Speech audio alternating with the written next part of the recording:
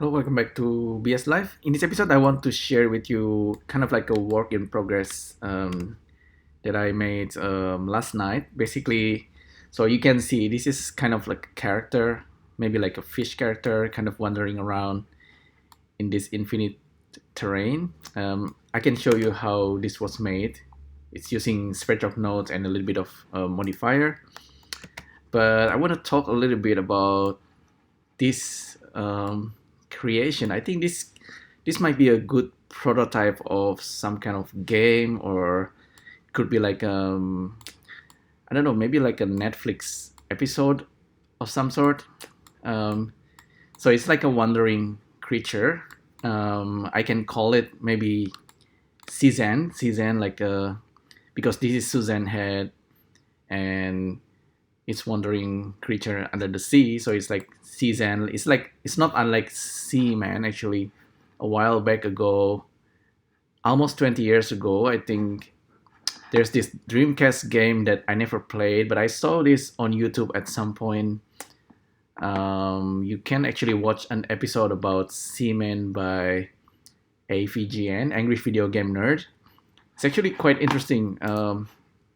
So this game is basically about this virtual talking creature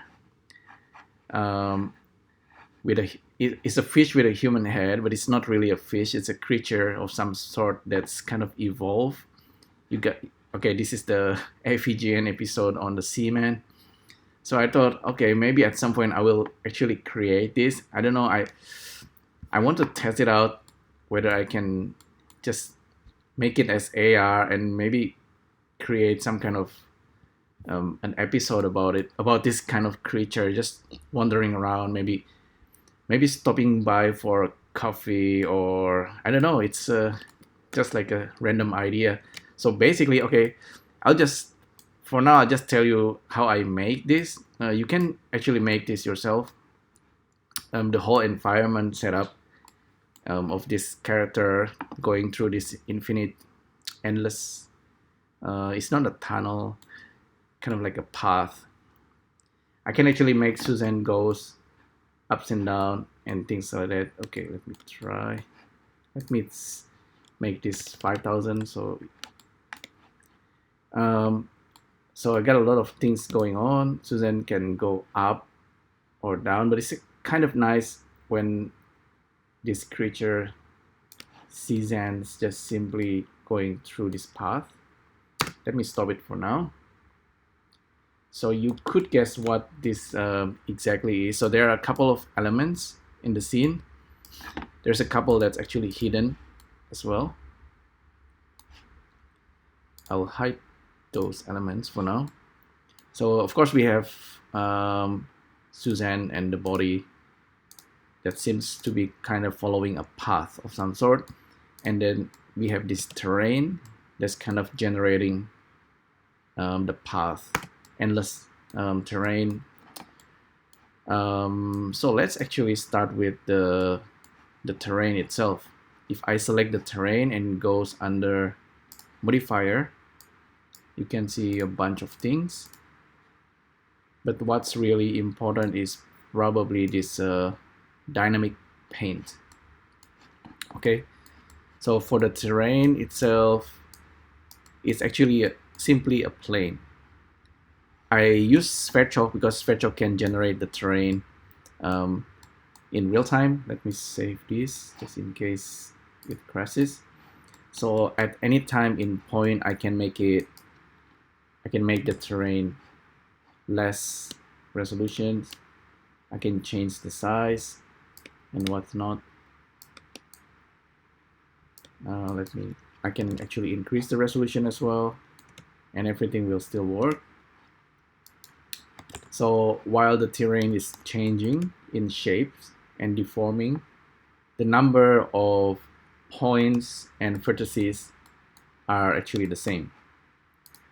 Let me hide everything.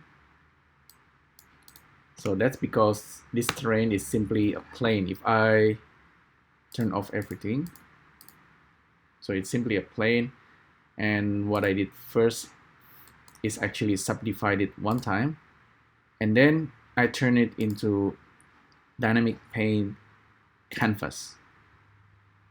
Okay, so this way I actually have some kind of ways to weight it dynamically. And then I displace it, and I displace it again. So the second displacement is the one that really matters because it's using this DP dynamic paint weights, and this is actually dynamic. And why is this? How is this possible? Because of something that's hidden, which is this alpha surface, and this guy is also a dynamic paint, and this is live. I shouldn't hit apply, but I can still do some cool things like displacing it. If I let it play back and displacing it a lot, looks a bit like that. Maybe the displacement needs to be controlled a little bit.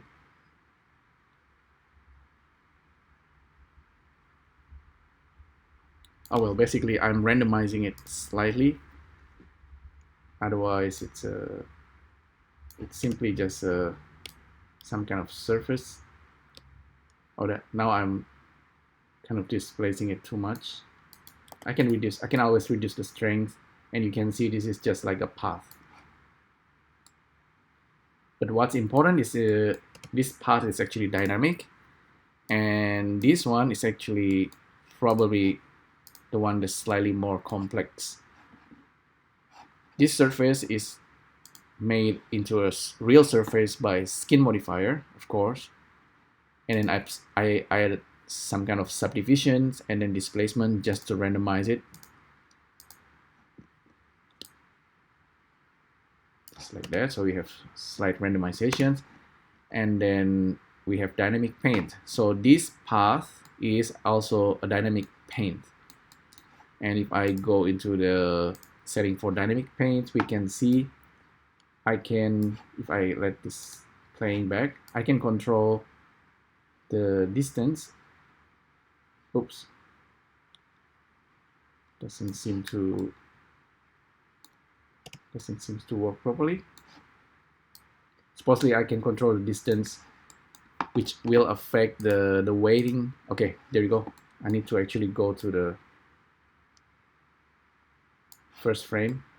So this distance will control how this dynamic paint brush affecting the canvas, which is this terrain. So this is like the brush. If I make this larger, it has more weighting applied into the terrain. So it's if you know what I'm talking about, it's really quite simple. So this dynamic brush is actually this guy over here. I created using Spreadchalk as well because it can be dynamic, and this is a live object. It's only a polygon edge, but a lot of things going on. There's this curve output, and there's this alpha output. Alpha is the brush that's affecting the terrain, and the brush itself is doing this kind of wave, dynamic wave, because this is like I'm using noise. Okay, so this might look complicated, but I've done this a couple of times in the past. It's simply just a vector noise being affected. So I started with a line, simple line, straight line, and then what happened is I added some kind of noise. No, I'm using this line as the source for the vector noise. Before later on, I'm also affecting the lines using this noise. It's kind of like a swimming noise texture that's affecting the line.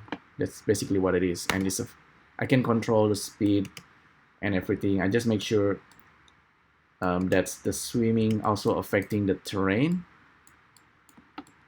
So yeah, the output, of course, what matters is this alpha, because this alpha is the brush. I can hide it, and then there's also the curve, Why do I have the curve output here? Because the curve is actually for this Sea-Zanne, for this creature that's following the path. And this guy, if I select this object and look at under constraint, this is simply just a follow path. It's following the curve, and is oriented into the curve, and the curve is swimming through the noise. So yeah, that's basically what it is. This is the terrain. This should actually go into the collection. So if we look at it through camera view, cameras, active cameras, this is probably how this character should look through the camera. So if I want to make something out of this, it's actually kind of interesting. Okay, with the game itself, you feed the creature, and the creature will evolve until maybe one day it will lay new eggs and then create another seaman. For our character, I don't know what it is. It could be kind of like, it's almost like if you watch YouTube and watch vlogging, people make vlog about eating. Maybe sometimes they just wandering around the city. It's pretty much what I have in mind on this creature. I don't know, maybe at some point the creature will stop, regardless of the terrain. Character could stop. The character could actually do a talking. If this is like Snapchat lens of some sort, this head and then mouse can be controlled using the facial motion capture. Okay, the character can talk, whatever. And yeah, just keep wandering around and talk about things. And maybe with some kind of Patreon donations, this character can continue wandering around, right? So that's just kind of like a weird ideas. I don't know, maybe you've seen Netflix series Jerry Seinfeld, just a comedian getting coffee on a nice car and he just interview another comedians. So that's kind of the idea in a way, but this guy is kind of more like a single character. It's like a wandering monk in a way. It's not a samurai, it's like a monk talking about things like philosophy or whatever. But I think it's interesting ideas. Maybe it's not a game, I don't know, but it's kind of what's happening really if you open up YouTube or Instagram these days, or even Twitter. Yeah, all right, so that's Sea-Zanne basically. Hopefully you find this interesting, how I make this terrain, whatever can be improved. This is probably not very perfect, but it's using a lot of things that you might have learned if you watch my YouTube channel. It's actually very simple, but you see we can combine things, and then with a modifier, so we end up with something. And I will try to bake this and then upload it into Sketchfab. I'm not gonna be using Susan head. Maybe I will be using like a human face of some sort, and the body can be like a real fish or other kind of design. But that's basically what it is. It could be an episode about something, right? Thanks again for tuning in, and I'll see you next time. Thank you. Bye.